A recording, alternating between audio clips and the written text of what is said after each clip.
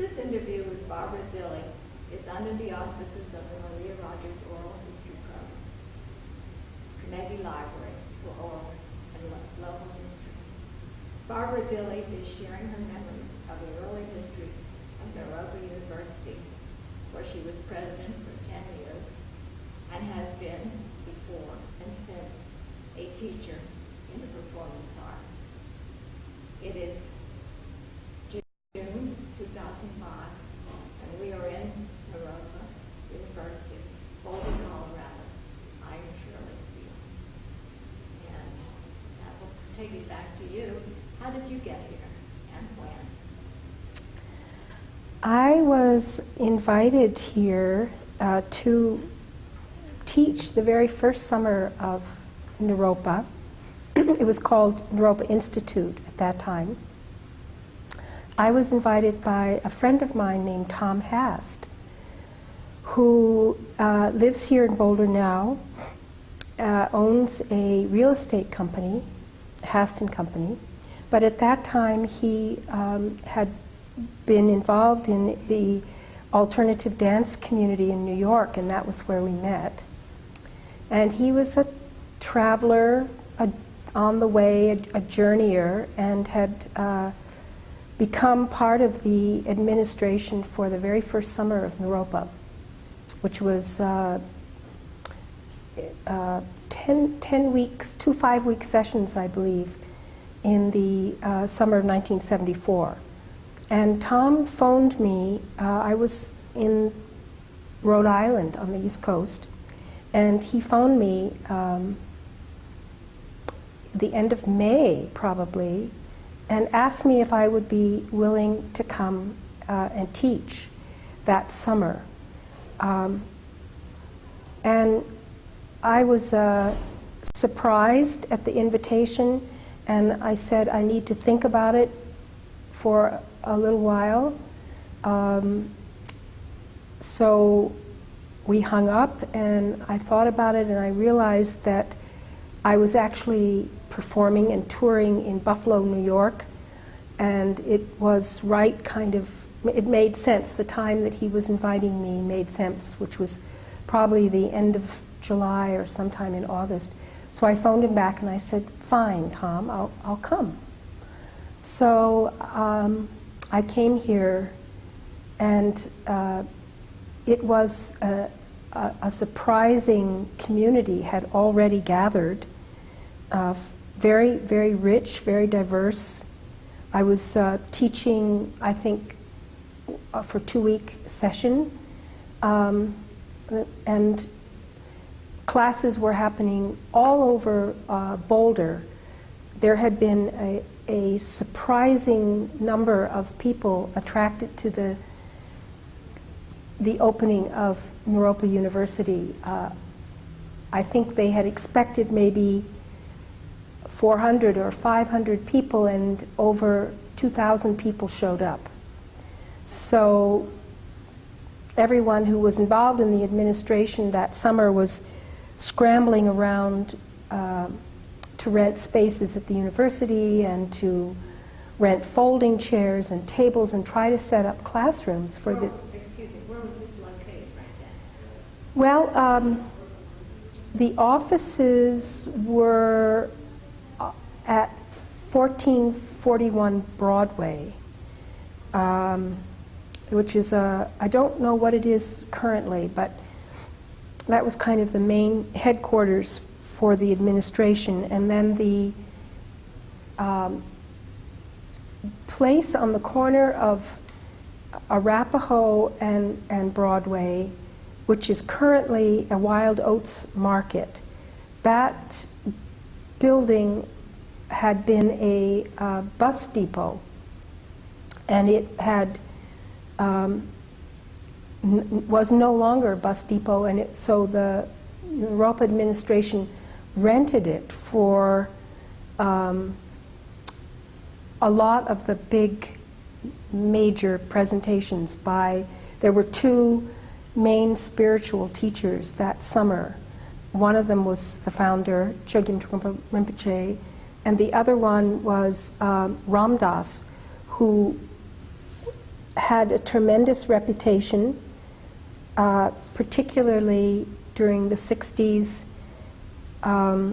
He wrote a seminal text for the young American spiritual seeker called Be Here Now. So the combination of these two spiritual teachers, I think, was a big, exciting duo for many, many of the people who came. And when you think back on it, do you have any sense of what brought them together Trungpa Rinpoche and Ramdas? right here? Well, each of them had a pretty different story. Trungpa Rinpoche was invited here by one of the faculty members at the university to teach in I believe it was in a religious studies class. And what I've heard, the story that I've heard is that when he came, he accepted. And when he came here, he was so moved by the Rocky Mountains that they reminded him a great deal of his home country, of Tibet. So there was a longing and I think to be in an environment like this perhaps for him, and also that it would be a good environment to continue to develop the teaching that he was doing on the traditional Tibetan Buddhist Dharma. So he was already here. And then when the plan arose, probably in 73, maybe sooner, maybe 72, to run an educational institute during the summertime, then an invitation was extended to Ramdas. So Ramdas came at the invitation of Trungpa Rinpoche for that very first summer. Yeah. Was this still under, was it any connection to CU?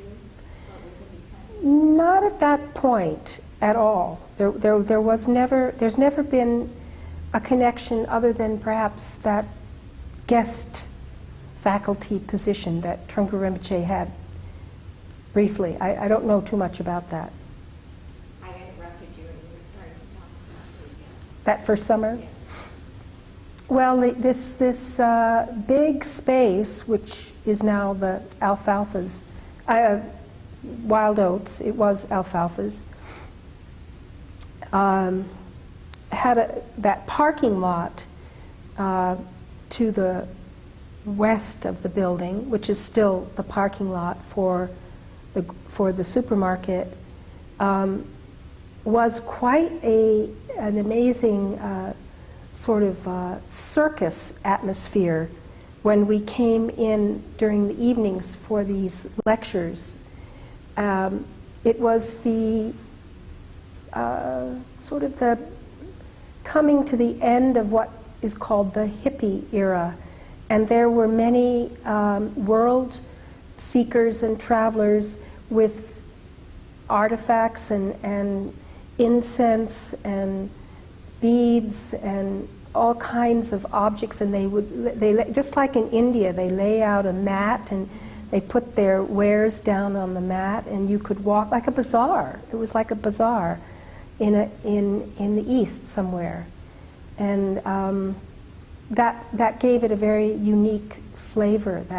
That first summer was arriving there in that beautiful light of Boulder summers in July, and having these young people with their mats laid out and their special objects for sale. So, What were you doing then? well, I was at that point teaching different approaches to improvisational dance, which was a very popular approach of the alternative dance community this was in the 60s and the 70s, and then subsequently from that it's a field that I've developed to a large extent because I had the opportunity to be in the classroom here.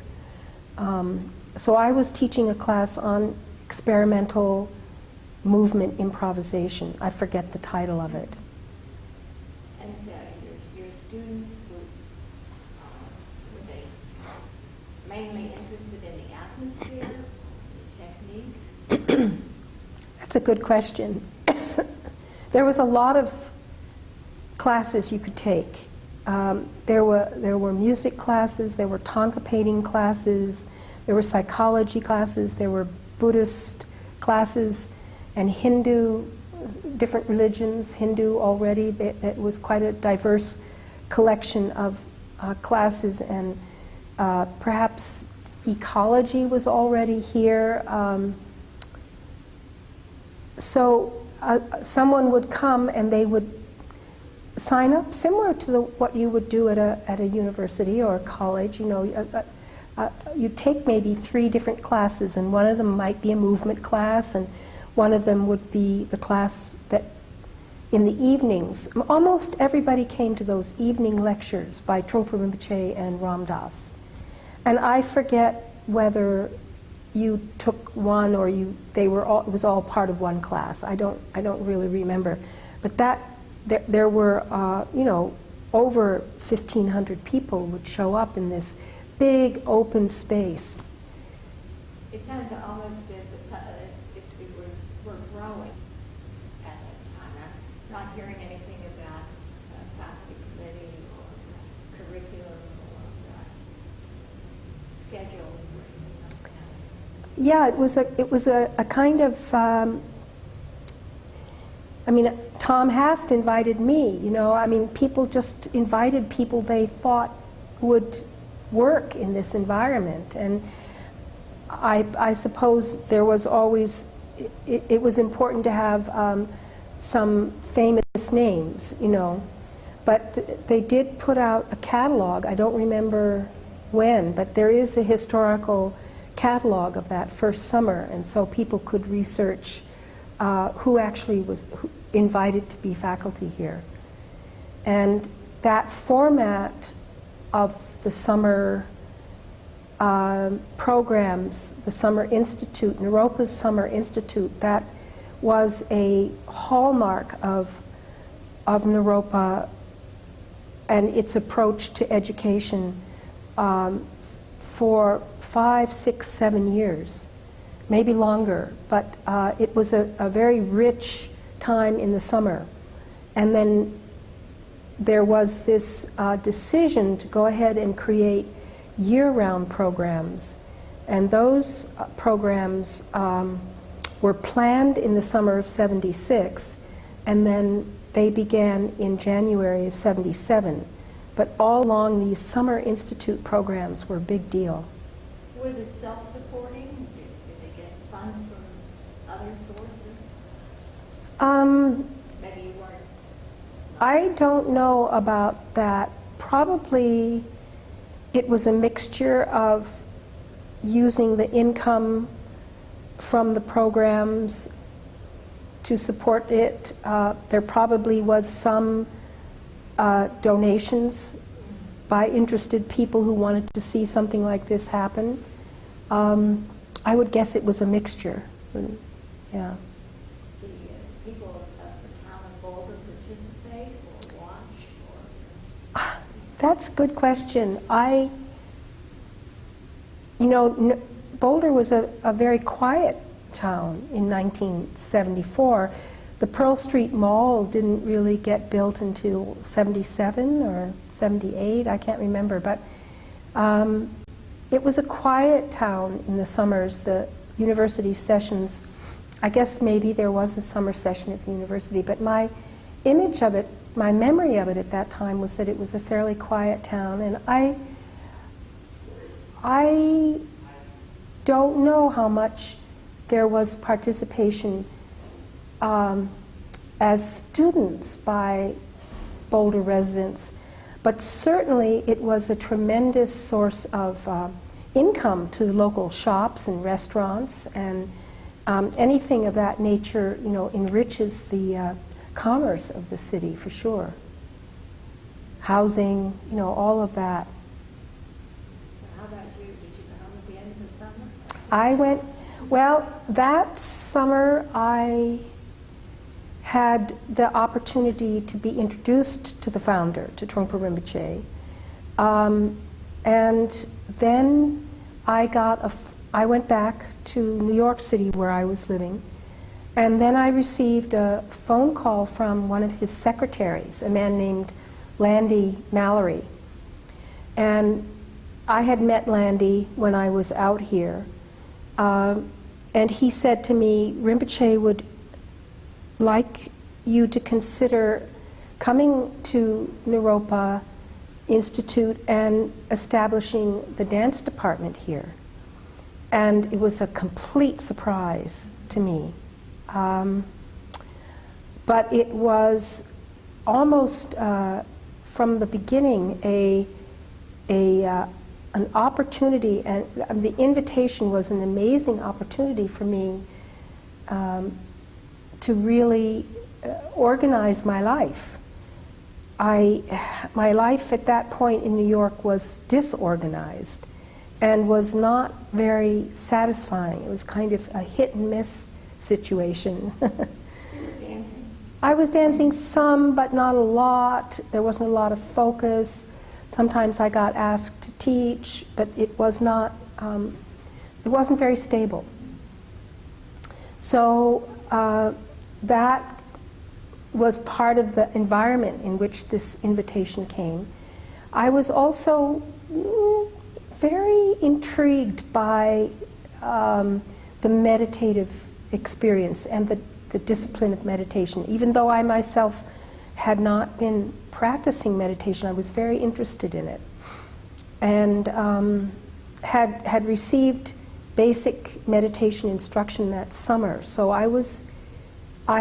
my curiosity had been perked, and I pretty much realized it was an offer I couldn't refuse.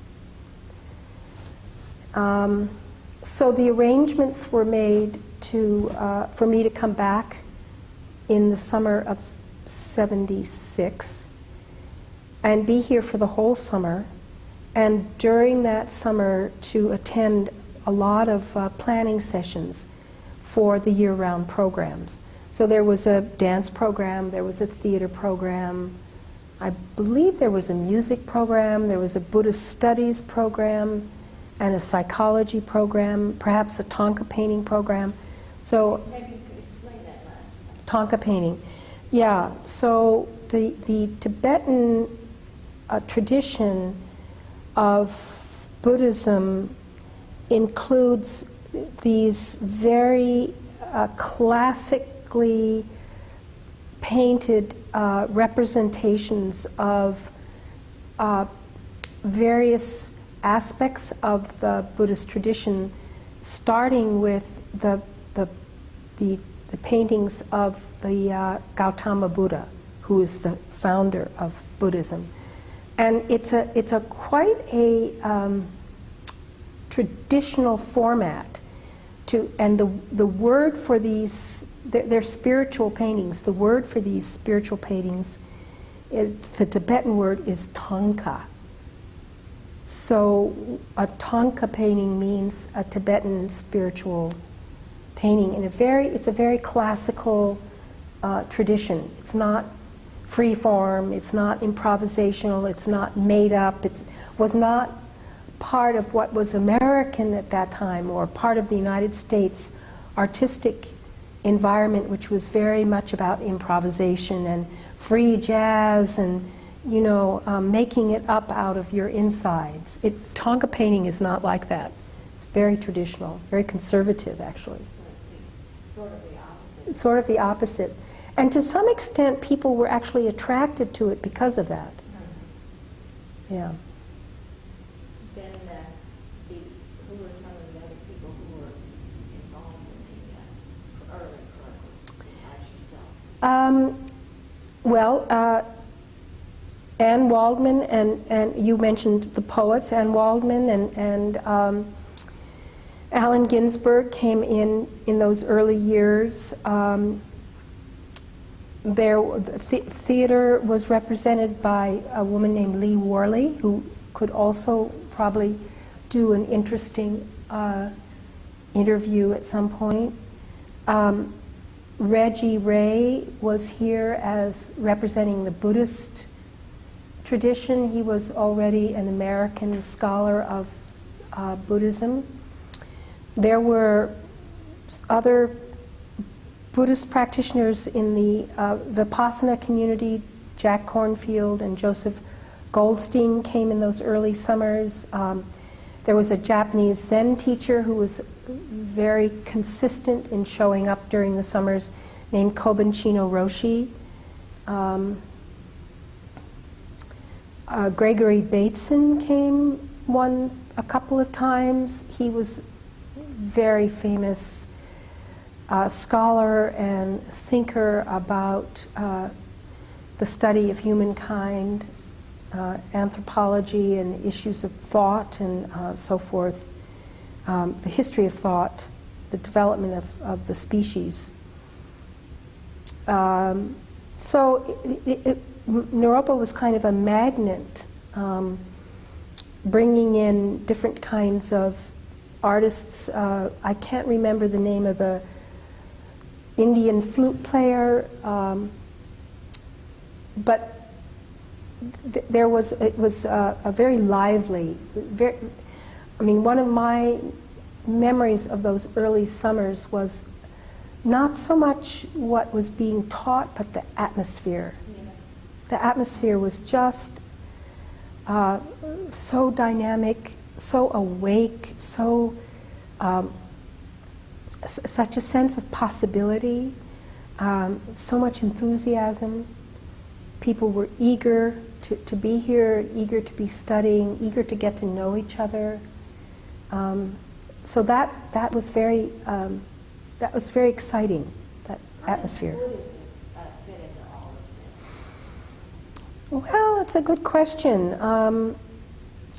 In that period of history in the United States, there was a lot of interest in spiritual traditions outside of Western traditions of spirituality and religion. Young people were going to India to seek teachers or to seek gurus.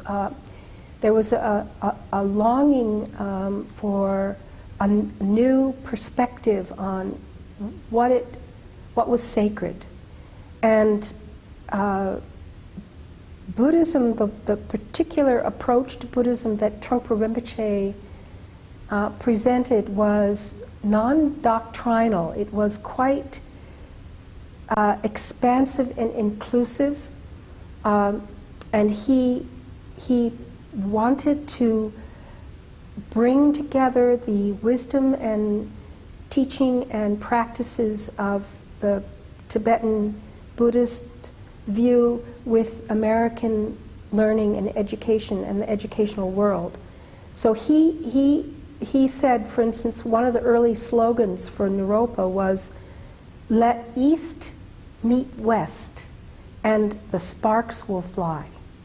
So he was interested in the meeting of these traditions, the great Western thought traditions and spiritual traditions and the Eastern traditions. He wanted to see those things come together and wake people up. So he was not doctrinal in the sense that everybody had to be Buddhist, but rather that Buddhism was about awakening to what is and to the dynamics between things and to learning, being curious, being open. So it was a very accommodating and supportive, the particular approach that he took to creating an environment like Naropa Institute, which is what it was called at that time, was this kind of welcoming, hosting of many different approaches and then see what happened. Kind of a brave thing to do. Yeah. Well, he was fearless. He was a fearless leader. Because he had some strong He had a strong personality. He had an appetite for the new. He wanted very much to bring what he understood to the West. That was his mission, you could say, was to plant the Dharma, the wisdom teachings from the East, which is called the Dharma, to plant the Dharma in the West. He really had that as a mission. How to let what he understood, all the wisdom that he had gained as a Tibetan before the Tibetan diaspora happened. I mean, he left Tibet in front of the invasion of the Chinese communists. So there was this expulsion of all of these ancient traditions out of Tibet in the late 50s and early 60s as the Chinese communists came into Tibet. Many of the great teachers fled into India, and that was Trungpa Rinpoche's journey. He was only about 20 years old at that time, but they walked out of Tibet over the great Himalayan mountains into India. It was very treacherous, very big adventure. I mean, he led a group of 200 people on foot, and they were being chased. You know, it was very dangerous. Was the Dalai Lama part of that? He had a different journey, but yes, he had a similar kind of having to leave Tibet. There's a movie of that story of the Dalai Lama's leaving of Tibet. It's called Kundun, and it shows this very difficult period of time when the Chinese communists were invading and were assassinating. You know, it was very bloody, and many of the great teachers didn't make it, and many of them did. So it was a huge, tumultuous part of Tibet's history. Did the founder then stay in Boulder and see these ideas come to fruition, or did he move on and did he leave his ideas? Well, he moved to Boulder and set up not only Naropa Institute, but also a Buddhist organization called Vajradhatu. It's another one of those Buddhist words. But it was an international organization. He traveled enormously and taught enormously because there was a tremendous interest in this path. It was very specific. It was very intellectual. It had a definite journey that people took. You began at the beginning, and then there was a middle, and you could actually take a journey, it was called. And he traveled to Europe and all around the United States presenting this approach. But he lived here in Boulder. And then he left Boulder just before he died, like must have been 86, he must have left Boulder, and he went to Nova Scotia. He was very interested in Canada and in setting up a major center for the international community in Halifax. So he moved to Halifax in 86, and then he died in Halifax about a year later in 87. But he spent a great deal of time here in Boulder, yeah. You need to take a step and hook up the Naropa Institute with Naropa University. Yes, okay. So Naropa was seeking accreditation, which is a very traditional formula for the university and colleges in this country, that there's a independent but connected to the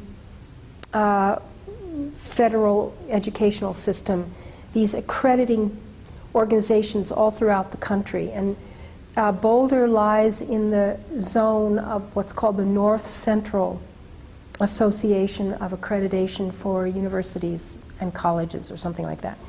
So you have to actually, as a university, you have to have oversight by this accrediting organization, which will make sure that you do what you're you do what you're saying in your catalog, and it means that there's some accountability to setting up a university, or at that point it was an institute. So it took Naropa quite a while to actually become accredited. I think we became accredited, we applied for accreditation in '78, and that made it possible for students to receive financial aid. This is the big deal. The accrediting situation means that the federal government will loan money to students who want to come. So students could get financial aid, but we were candidates for accreditation. So we kept going, trying to stabilize our business and our fundraising and our endowment. A lot of it is based upon financial stability, as well as traditional university format stability, that you offer things so that students can transfer from your university to someplace else. That's this. So we got accreditation in '86, and then we were still called Naropa Institute. And the journey of bringing the Institute into focus in the American academic landscape has been slow for a variety of reasons. But to be an institute doesn't sound like you're serious about what you're doing. So in the 90s, the president at that time, John Cobb, decided that it was time for Naropa to really be serious about education, and that we were an undergraduate and a graduate school, so we were eligible to be called a university. So that was voted on by the Board of Trustees. I don't know, must have been 96, 97, maybe 98, Naropa became a university. What was your position in those early years? Well, I was the director of the dance department. That was what the invitation was from Trungpa Rinpoche, that first phone call in '74, until 84, 85. Until '85, when he again extended an invitation to me to become to become the chancellor of Naropa Institute at that time, because the woman who was Judy Leaf was the dean of the college at that time, and she was leaving. She was moving out of the state. So that was a very radical invitation. He extended a lot of radical invitations to me. I think I'm going to interrupt here and say that the outside noises around and thunder appropriately. Yeah, it's pouring outside. So you all of a sudden became non-advanced this way? That's right. It was, How was that? well, you know, first of all, the invitation was, or the appointment, you could say, was, at that time in my life, it was a spiritual appointment. It wasn't a secular appointment. It wasn't the type of job I was seeking to advance my career. So I entered into it more as a opportunity to integrate my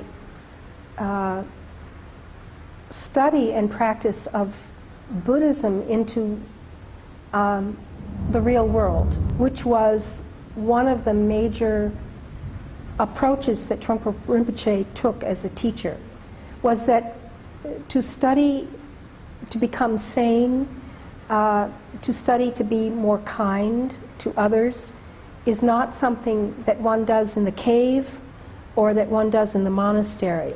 But he insisted upon people taking up the practice of meditation and the study of Buddhism as a way to be more fully in the world. So I saw this appointment as that it was a way that I could explore trying to integrate what I was learning in my spiritual life by becoming an administrator. Now, I have to say that that was ambitious and difficult. But nevertheless, I approached it wholeheartedly from that point of view, and I had no experience being an administrator of a college. I had never been involved in balancing budgets or in raising money or in hiring people or even in firing people or creating plans. You know, it was all brand new to me. So it was a lively, rigorous, demanding on-the-job training that I went through. And I spent 3 months with a little tiny desk in the office of the woman I replaced, in Judy Leaf's office. And I, quote, shadowed her, unquote. So I kind of, I learned by following her around, so that when I actually started, I had some familiarity with the rhythm of a day and having appointments and talking to people about things. But it was radical for me. That would have been a period of growth, too. Yeah. Yeah, it was. Well, we became accredited in that time, although I myself didn't have that much to do with accomplishing the accreditation, but I was president at the time when we received accreditation. It was also the period of time when we purchased the Lincoln School building, which was our first formal, no, that's not true. We rented, no, yes, it is true. We rented the Lincoln School building, and then during the time when Judy Leaf was the dean, and then during the time when I was the president, we purchased it. And that was a big deal. That was there's a whole story about our interface with CU at that time. They also wanted this property, but we ended up with it, which was great. It was very important for us that we had that kind of stability right here in downtown. And yeah, it was a very, we developed the Board of Trustees, which was part of the accreditation, was that Naropa become more non-sectarian, although we were founded, the Naropa University is founded on the principles of Buddhism. It is non-sectarian and open for all. And that it was important to have that represented in the Board of Trustees, so that the people who were in the governing board were not all members of the Buddhist community. So that was developing during the time when I was president, too. I saw that in one of the mission statements, and I wondered about why non-sectarian. It was Trungpa Rinpoche's vision. As I said, he liked to mix things up. He was the instigator of an early conference called Buddhist and Christian Dialogue that began in the late 70s. They actually, just this past March, 20 years later, they brought together, or 30 years later, I forget, they brought together many of those same Christians and Buddhists to talk and share their experience. But he really liked interfaith dialogue. He wanted Naropa to be a place where the true spiritual traditions, authentic and connected to what he called lineage, which is that there is an elder of the community. You know, there's a connection back through the generations. He wanted those traditions to have a seat here at Naropa. That was very important for him. He wasn't interested in having just a Tibetan Buddhist university. So, and he wanted it to be a place where people who were still seeking out their religious affiliation felt comfortable coming. So that you didn't have to be a Buddhist, you were interested in spirituality or you were interested in meditative training, but you didn't have to be a Buddhist to come here. All of that was his vision, what was really important for him. I'm sort of wondering, when you got accredited, you would be required to have English, mathematics, and so forth? Or Well, just the arts? no, there was slowly the intellectual and the scholar and the artist were there right at the beginning, but the scholar tradition was represented by the religious studies community and by the psychology community. There was a very strong interest in Buddhist psychology. Tibetan Buddhism really approaches the nature of the whole person and also gives a lot of fresh approaches to disharmony in the individual. So it was a rich field of bringing together the Western traditions of psychology with this new approach to Buddhist psychology. So that was here, and there was this sort of science thought of field biology and what now has turned into environmental studies, but there was sort of a precursors to that were sort of happening on the scholar traditions. And then the arts traditions were poetry, theater, dance, and music. And some visual arts came and went. But it's important to understand that in the very beginning, Naropa was an upper divisional college and graduate school, which meant that we didn't have general education. That's what I'm trying to get. Yeah. So we didn't have to offer English, math, geography, science, that sort of thing. That didn't happen until the late 90s, actually. So all of the students who came here transferred in having already taken those credits. And in some ways, the first 20 years of Naropa were almost more like graduate school activity altogether. They were focused on very specific things, and people came already having studied their general education. Yeah. That clarifies it.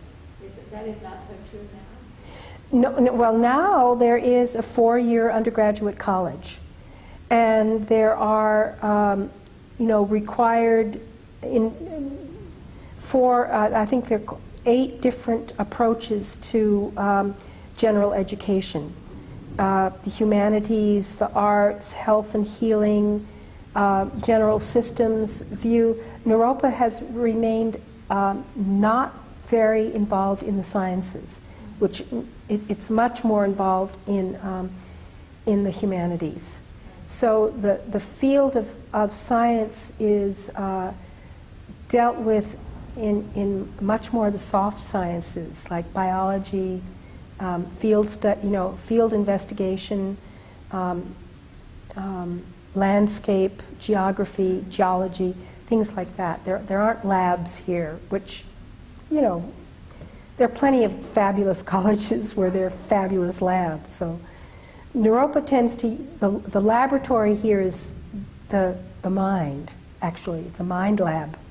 And there is a consciousness lab. The BA psychology department now has what's called a consciousness lab, where they're actually investigating what consciousness is. So Naropa has colored the so-called traditional subjects. That's right. Have accepted them, but with its own. That's right. Yeah.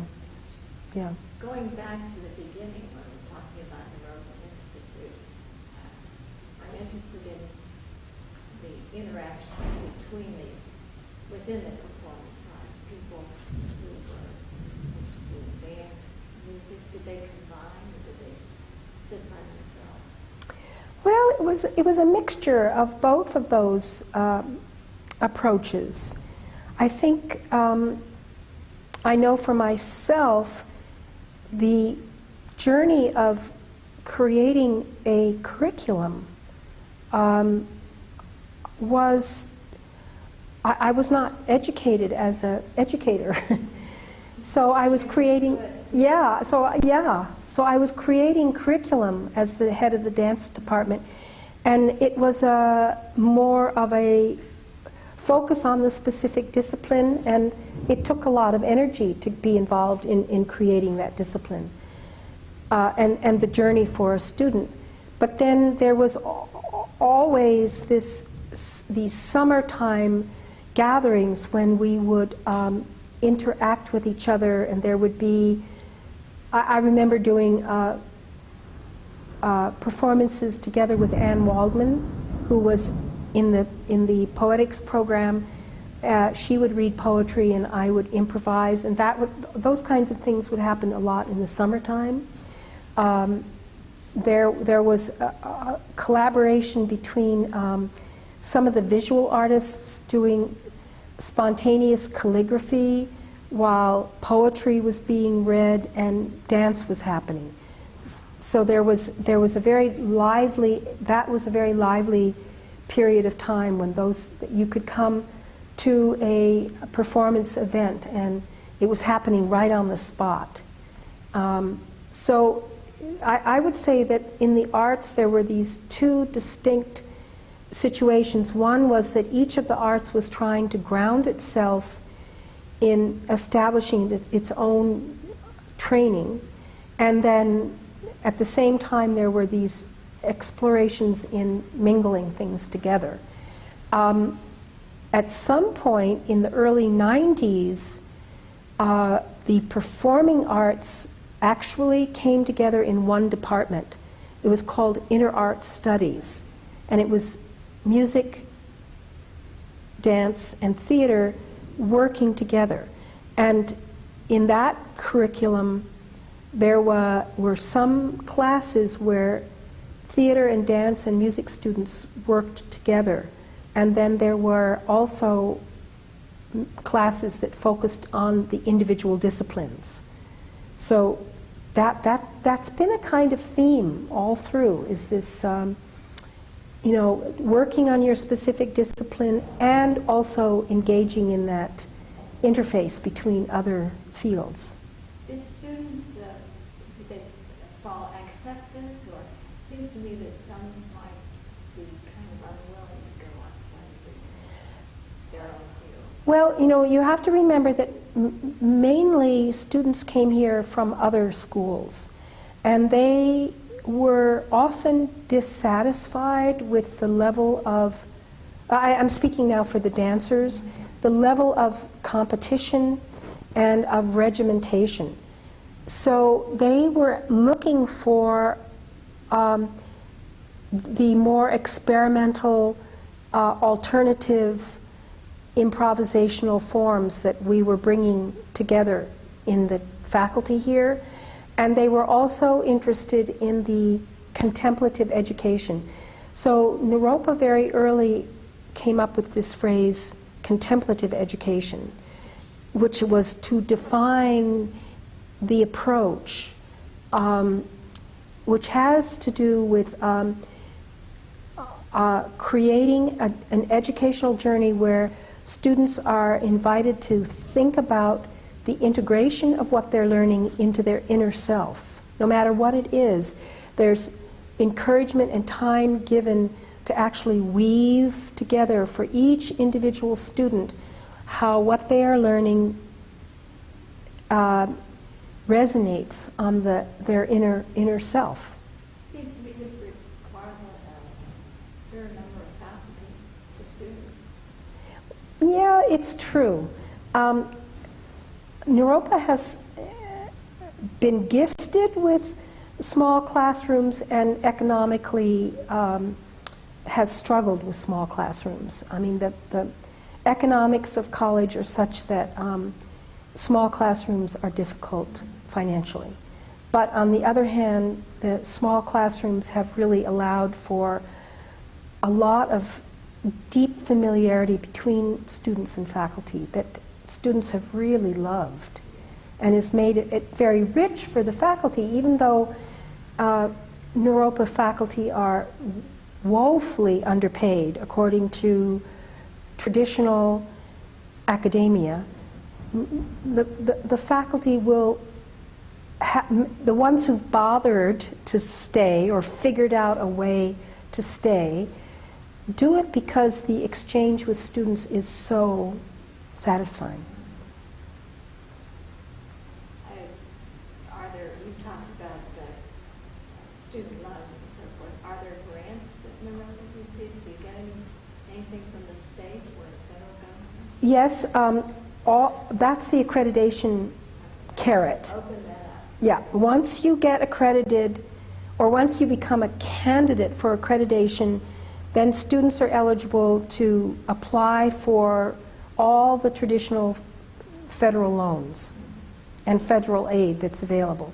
So there's that whole approach, and then there's the college has student work-study programs which support it. And then it's been a major task for the college to find student scholarship money.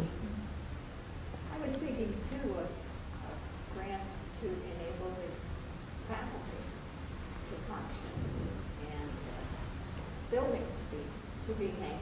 Yes, there has been that activity. The institutional development has definitely worked. In the beginning, it was almost exclusively private, the private sector. And very often it was wealthy students who came to Naropa, then became members of the board, and then made substantial contributions because they recognized the power of contemplative education as a vehicle for their own journey, their own wisdom, their own sanity. I mean, that's traditional, I think, that kind of loyalty of people to a college that has educated them, brought them up, so to speak. And then, Not always. well, yeah, you're right. But Naropa's unique in the sense that people, it's not easy to get here, and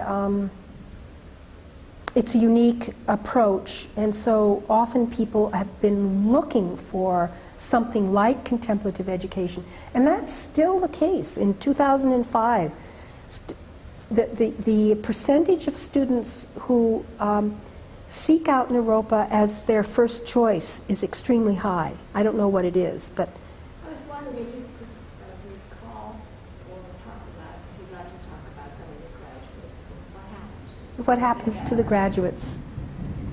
Yeah. Well, as I said, for myself, the small classroom and the holistic approach of supporting the outer journey of becoming an artist and the inner journey of becoming a whole person, that whole educational approach has meant that the relationship between faculty and students is very warm. Actually, this afternoon I'm going to go and have tea with a young woman who graduated 5 years ago. And so I have ongoing relationship with alumni. They keep in touch with me through email, or just last fall, a woman who was in the very first class, the very first dance program, which was 1976 and 1977. She and her husband now live in Istanbul, and they came back to the States, and she came through Boulder, and we had a meal together. So there's a lot of loyalty to these people, a lot of friendship develops. And they do many different things, these students. They go on to graduate school. That's sort of the traditional American way. They get involved, a lot of them get involved in education themselves, because the educational approach here has been so unique and so rich for them. They want to pass it on, and they see it as something that's a real niche, that they could bring a unique thing into other kinds of schools. They get involved in their communities. They get involved in, there's one alumni that I'm in touch with in Chicago, and she's involved in alternative performance arts in that community. She herself has had a life-threatening illness, and she's in the process of writing a book about other young people like herself who have serious illness. And I don't know, it's very diverse. I got a brief pause talking about someone who's writing a book. What do you feel is the way of summing up the Naropa experience? Naropa University has a very unique approach. It really invites students to integrate all of their experience, their emotional life, their intellectual life, their service life, their artistic life, and their domestic life. All of these facets of being a human being are considered essential to the learning of the arts, to the learning of the disciplines of scholarship, whatever they may be. So, for instance, this inner journey is cultivated by what's called contemplative practices, which include the actual practice of sitting meditation, which invites people to be engaged in taming the mind, being able to focus the mind, which is of great benefit to the scholar. But also other contemplative practices are body-based practice, where mind and body come together. And I think that this really is what Naropa University is based upon, is a integration of the mind and body, so that there's a tenderness and a sweetness that and a kind of a vulnerability that comes across in many Naropa students. But at the same time, they're not afraid. They have a sense of confidence and familiarity with who they are. They're not afraid of who they are. And this was one of the founder, Trungpa Rinpoche's main teachings. Do not be afraid of who you are. It's a wonderful place to stop. And I want to thank you for sharing the experiences and casting a little light on it. We'll hope you hear more about it. Great. Thank you, Shirley.